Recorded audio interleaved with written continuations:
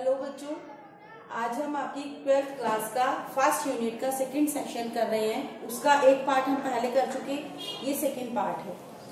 First part में हमने retail research का मीनिंग और उसकी इम्पोर्टेंस की। अब है factors of retail research, retail research के तत्व।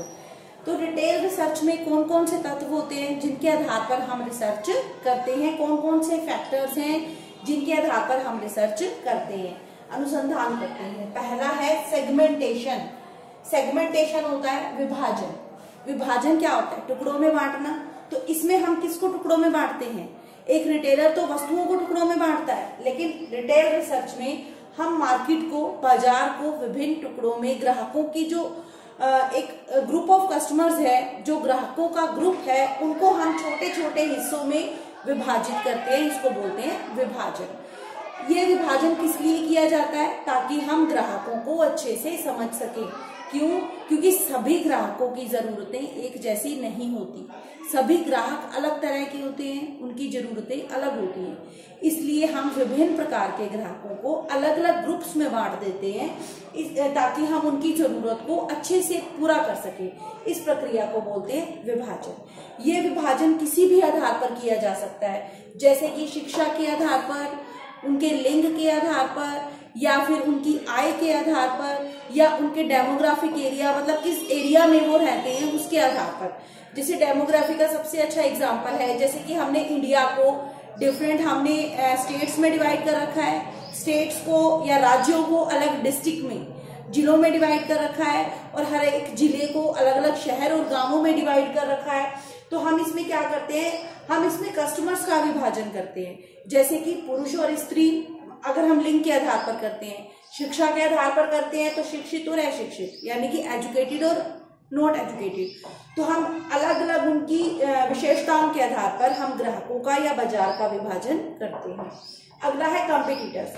तो जो रिटेल रिसर्च है, इसमें हम अपने कॉम्पिटिटर या अपने प्रतियोगियों के बारे में विस्तृत जानकारी इकट्ठी करते हैं, डिटेल में जानकारी इकट्ठी करते हैं कि हमारे कितने प्रतियोगी हैं, कौन है, और वो किस आधार पर बिजनेस कर रहे हैं, कौन सी वस्तुएं बेच रहे हैं, और हम उनसे आगे कैसे निकल सकते हैं। तो उनकी योजनाएं, उनके काम करने के तरीके, इन सब का अध्ययन करते हैं कि कितने प्रतियोगी हैं, वो किस तरीके से काम कर रहे हैं, ताकि हम अपने प्रतियोगियों, अपने कंपटीटर्स को बीट कर सकें, अपने प्रतियोगियों से आगे निकल सकें।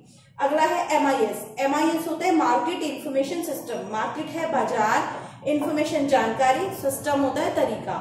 तो हम क्या करते हैं कि इसमें हम बाजार से संबंधित सारी जानकारी इकट्ठी करते हैं। तो ये MIS होता क्या है? इसमें हम बाजार से संबंधित, ग्राहकों से संबंधित सारी जानकारी इकट्ठी करते हैं, लेकिन MIS का एक प्रोसेस होता है, एक प्रक्रिया होती है। MIS होता क्या है? ये पीपल, प्रोसेस और इंस्ट्रूमेंट। पीपल होते हैं लोग, प्रोसेस होती है प्रक्रिया, और इंस्ट्रूमेंट्स होते हैं उपकरण। यह लोगों, प्रक्रिया और उपकरणों का एक समूह है, जिसके आधार पर हम क्या करते हैं? जानकारी इकट्ठी करते हैं, उस जानकारी को छांटते हैं। जैसे कि हमने मार्केट के बारे में जानकारी इकट्ठी की, ये जरूरी नहीं है कि हमें सारी जानकारी की आवश्यकता हो। उस जानकारी में से हम छांटते हैं कि हमारे काम की जानकारी कौन सी है, और उस छांटने के बाद उसको सही तरीके से लगाते हैं, सिस्टमैटिक सही तरीके से लगाते हैं। उसके बाद उस जानकारी का विश्लेषण करते हैं, उसको एनालाइज करते हैं कि उस जानकारी से हमें क्या मिला, क्या नई इंफॉर्मेशन मिली उससे। उसके बाद हम इवैल्यूएशन करते हैं, मूल्यांकन करते हैं कि जो हमने जानकारी इकट्ठी की, जिसका विश्लेषण किया, उससे हमें क्या रिजल्ट मिला। तो जो उसका रिजल्ट मिलता है, जो उसका मूल्यांकन करने के बाद हमें पता चलता है, उस जानकारी का हम वितरण कर देते हैं। किसको वितरण करते हैं? हम जरूरत के अनुसार उसको सही व्यक्ति को भेजते हैं, जिससे कि सही समय पर सही जानकारी सही व्यक्ति तक पहुंचाई जा सके, जिससे कि ऑर्गेनाइजेशन का काम बेहतर तरीके से हो सके।